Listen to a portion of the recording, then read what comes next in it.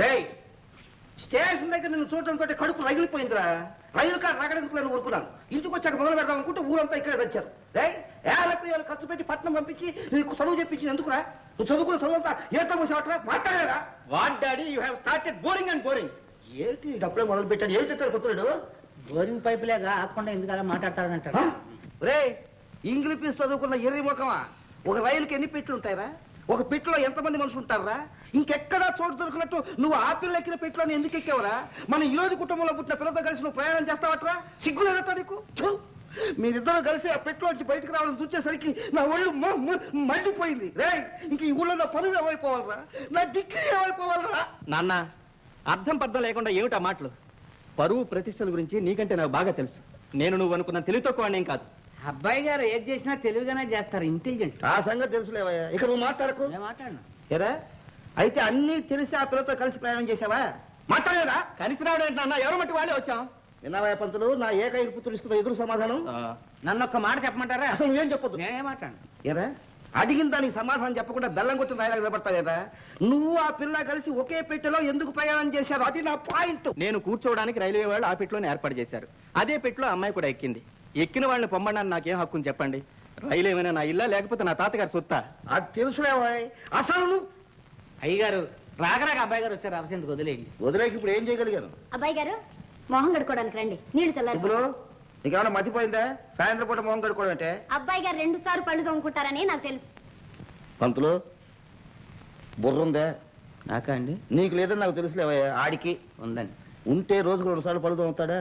ఆ రాపిడికి గంధం చెక్కడానికి పళ్ళు అరిగిపోతాయా? ఏంటది? అసలు ఎలా ఇచ్చేవాళ్ళకి ఎందుకు నువ్వు నవ్వగా ఏడమంటారండి. అమ్మాయి గారి పరుపులో సీరలు రవికులకు బదులు నాగులు సోకాలున్నాయండి. చెల్లెమ్మ ఏంటిది చిత్రంగా ఉంది? ఈ చిత్రానికి ఏముందండి? ఇప్పుడు పట్టణంలో ఆడపిల్లలు సీరారాయిగా బదులు గొట్టంలాగలను సొక్కేసుకొని తిరుగుతున్నారండి. సరోజమ్మ గారు కూడా. నోర్మస్కో చెల్లెమ్మ ఏంటిది? అన్నయ్య, రైలు దిగేటప్పుడు కంగారులో బెడ్డింగులు మారిపోయాయి. ఈ బెడ్డింగు బెడ్డింగు ఆయన బెడ్డింగు. అయినా ఎవడాడు? మెల్లగా మాట్లాడన్నయ్య, అమ్మ వింటుంది. శేషయ్య గారి అబ్బాయి లేడు? ఆడిదా? అబ్బులో చుట్రా. ఏంటంటే పరుపురా. పరుపు చుట్టమన్నారా? పరుపు చుట్టి పట్టుకెళ్ళి శేషయ్య గారు లేడు, ఆడి మహాన కొట్టేసి ఆ పొలాన సెలవు పరుపు ఉంటుంది అక్కడ. అది పట్రా. శేషయ్య గారు ఏమిటది? ఏం చెప్పనన్న? రైలు ఆగిందో లేదో 10 మంది పాలేరులు తీసుకొచ్చి పూలదండలు వేసి ఊపిరి సెలపకుండా చేశారు. ఆ ప్రభుత్వం చేసిన పని ఇది. ఏమిట్లా నువ్వు అనేది? నాన్న మీకు తెలుగు కూడా అర్థం కావట్లేదా? సరిగ్గా ఏడిస్తే ఏ భాష అర్థం అవుతుందా నాకు? సంగతి ఏమిటో చెప్పరా? అదే నాన్న, అదేమో అదే అదే అంటే ఏదిరా? ఏం చెప్పను నాన్న? ఆ అమ్మాయి పేరు చెప్తేనే మండిపడుతున్నారే, ఆ అమ్మాయిదే. ఏ అమ్మాయి? అదే నాతో పాటు రైల్లో వచ్చిందే ఆ అమ్మాయి. సుబ్బులు, ఈ మొదటి బెడ్ పరుపు తీసుకెళ్ళి వాళ్ళ మహాన్ని కొట్టేసినా. ఇది గిడ్డంగి కాదు, గడ్డ. ఆడపిల్ల కంట కళ్ళు ముసుగుపోతే సందేదో ఎదుటాలదేదో చూసుకోకర్లే. చేతికంతా పట్టుకుపోవడం అనమాట. అబ్బా, ఏ గాడిద బరువు మనం మైలేం బాబాయ్. గాడిదే బరువు గాడిదే మోసుకొచ్చిందిలే. ఈ ఎండ గాడిద ఎవరు? ఎవరు కూర్చావు? నేనెవరు తెలుసా? మగాణ్ణి 32 పళ్ళు కనిపిస్తున్నాయి చల్లగా. ఏటా నవ్వా? ఏమీ లేదు, నువ్వు ఎప్పటి నుంచి మగోడయ్యావా అని. నిన్నట్టుంచి. సుబ్బులు, మన తలాగా నీకు తెలియదు. మనం తలుచుకుంటే ఒకే దెబ్బకు అంటావు. నేను తలుచుకున్నానంటే నేను చొమ్ము నీళ్ళు తాగిస్తా. మనం తలుచుకుంటే గలాసు మజ్జిగ తాగిస్తాను. ఏడిసేవలే, చూద్దామా? చూసుకుందాం. కాసుకో. అయితే కాసుకో.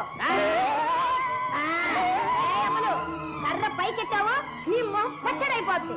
సుబ్బులు, నిన్ను చూస్తుంటే ఎత్తిన కర్ర ఎత్తినట్టే ఉండదే. సరేగానే నిన్ను కొట్టను. ఆ రాయి కింద పడి. నీ నాటక నాకు తెలుసులే గాని ముందు నువ్వు కర్ర కింద పడి. ఆ రాయి పడేవా? నువ్వు కర్ర కింద పడేవా? రాయి పడేవా? నువ్వు పడే. సరే. అయ్యా అదేం చెప్పు. పడుసోళ్ళకి తగు వస్తే ప్రేమలా పడ్డట్టే. అందుకే మన ఇద్దరం. ఒళ్ళు తీటగా ఉందా? అదేంటే అంతలోనే చిచ్చుబుడ్లా ఎగిరిపోతా. కాస్త నన్ను నీ గుండెల్లో దాచుకో. ఈ ఏడ కాకపోయినా రేపంతాలే. అదేంటి తీసుకొచ్చిన పరుపులు పట్టుకెళ్తున్నావు మర్చిపోయాను. అక్కడ కాదు నన్ను నెత్తి మీద పెట్టు నీట ఎక్కడ పెట్టమంటే అక్కడ పెడతా. ఉండు శ్రీలక్ష్మి, వరలక్ష్మి, ధనలక్ష్మి, ధాన్యలక్ష్మి, వ్యాపార లక్ష్మి, వడ్డీల లక్ష్మి, నమస్తే నమస్తే నమస్తే నమః. అమ్మా తల్లి, ఈ ఊళ్ళో వాళ్ళందరికీ జరుగుబాటు లేకుండా పోవాలి. వాళ్ళంతా నా దగ్గరికి అప్పుకు రావాలి. వడ్డీలకు వడ్డీలు పెరిగి ఈ ఇనపెట్టె 100 రూపాయల కాగితాలతో నిండిపోవాలి. కన్సూప్ మేరలో ఉన్న పొలం అంతా నా పరం కావాలి.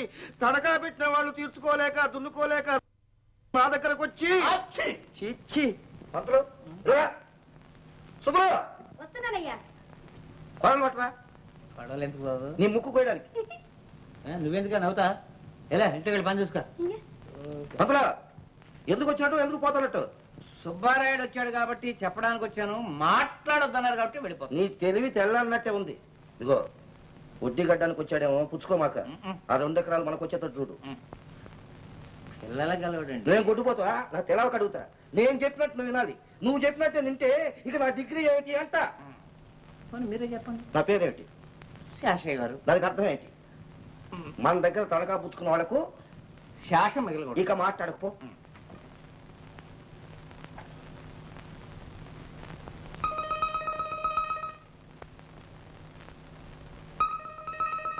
ఏంటి పంతులు, ఏంటి?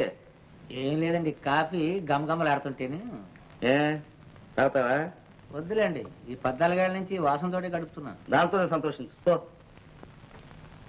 కాఫీ కిమ్మత్తు చేయని వాళ్ళంతా కాఫీ తాగితే నా కిమ్మత్ ఏమిటి, నా డిగ్రీ ఏమిటి అంట. సుబ్బారాయుడు దిగిపోయావయ్యా. ఏంటి బాబు? ఇదిగా అసలు నువ్వు పుచ్చుకున్న అప్పు ఎంత? 1000 రూపాయలండి. వడ్డీ ఎంత కట్టావు? 2000 కడతావు. ఇదిగో చక్కెర వడ్డీ అంటారు, ఎప్పుడైనా విన్నావా? లేదండి. నువ్వెందుకు వింటావు? ఇదిగో అసలుకి వడ్డీ కడతా. ఆయ్. ఆ వడ్డీ పట్టుకొచ్చి అసల్లో కలుపుతారు. ఈ అసలంతా మళ్ళీ అసలు కింద చూసి మళ్ళీ వడ్డీ కడతారు. ఆ వడ్డీ పట్టుకొచ్చి సర్లే, ఇదంతా నీకు తెలియదు. కానీ అసలు నువ్వు ఇప్పుడు ఈయనకి మొత్తం బాకీ ఉన్న డబ్బు ఎంతో తెలుసా? తెలియదండి, చెప్పండి. 5232 రూపాయల 28 నయా పైసా. అమ్మ బాబోయ్. బాబులేదు అమ్మలేదు. కానీ ఇదిగా ఇలా చూడు, నేను మాట చెప్తానంటావా? చెప్పండి. అసలు నీకు ఇప్పుడున్న భూమి ఎంత? ఈ తనఖా పెట్టిన 2 ఎకరాల మిట్టగాక 1 ఎకరం పల్లం ఉందండి. ఆ పల్లం మిగిల్చుకోవాలంటే 2 ఎకరాల మెట్ట అమ్మేనైనా, లేకపోతే 2 గోహిందా. అమ్మ బాబోయ్, నేను బతికుండగా ఆ పని మాత్రం చేయలేనండి. ఇదిగా ఇలా చూడు, తర్వాత కూడా జరగవలసింది ఆ పనే కాబట్టి బ్రతికుండగానే చేయవయ్యా. ఎట్టాగండి? పోనీ బాకీ మొత్తం అంతా కడతావా? ఒక్కసారి అంత సొమ్ము నేను ఎక్కడి నుంచి తెచ్చి కట్టగలనండి? మరి తేలేవు కట్టలేవు, నన్ను ఏం చేయమంటావు? ఇంతకే ఆయన చెప్పింది ఏంటంటే, వడ్డీ తెస్తే కట్టుకోవద్దు, మొత్తం అంతా కడితే కట్టమను, లేకపోతే కోర్టు చెప్తాను అన్నాడు. తర్వాత నువ్వు ఆలోచించుకో. పంతులు, నీకేమైనా బుద్ధి ఉందా? నేను చెప్పండి, నువ్వు చెప్పేదేమిటి? పాపం సన్నకారు రైతు వడ్డీ కట్టడానికే సతమతం అయిపోతుంటాడు. అతను మొత్తం తీసుకొచ్చి ఒకసారి కట్టమంటే ఎక్కడికి తీసుకొచ్చి కడతాడు? కట్టలేదు.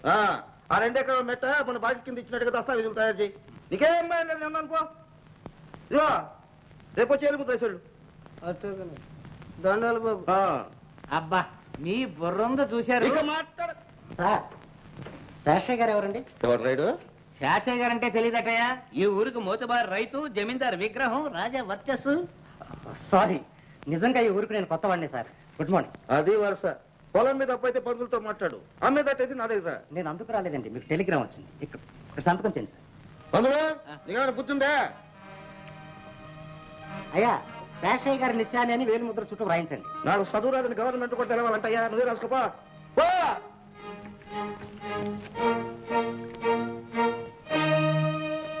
పంతులు, చదివాడు. Examinations over, coming tomorrow, ten cart station. Raju. చదవమంటే అరుస్తాయటయ్యా. అది కాదండి, అబ్బాయి గారు పరీక్షలు అయిపోయి రేపు వస్తున్నాను, స్టేషన్ కి బండి పంపించమన్నారు. అది అర్థమైందిలే, పరీక్షలు బాగా రాశాడని. అలాంటి విషయాలు ఇందులో రాయరు. ఎందుకు రాయడు? కష్టపడి చదివించాడు కదా, మాత్రం రాయకూడదు. ఇంటికి వచ్చాక అడగాలి కానీ టెలిగ్రామ్ లో అన్ని రాయరండి. నాకు తెలుసులేవయ్యా, 4 ఇంగ్లీష్ ముక్కలు నేర్చుకున్నాను కదా అని ఎగిరేడు పడమాక. వస్తున్నాళ్లే మా వాడు ఇంగ్లీష్ గడగడ మాట్లాడి నీలోనే కాదు ఊళ్ళో వాళ్ళు నోళ్ళని ముంచేస్తాడు. మా వాళ్ళు కదా ఎంఏ చదువుకున్నాడు, ఎవడు కదా ఊళ్ళో. ఈ రోజుల్లో ఆడవాళ్ళు కూడా చదువుతున్నారండి ఎంఏ బిఏలు. ఎవరా? ఏమి లేదండి, ఉన్నవాళ్ళు చదివించుకోవడంలో విశేషం ఏముంది?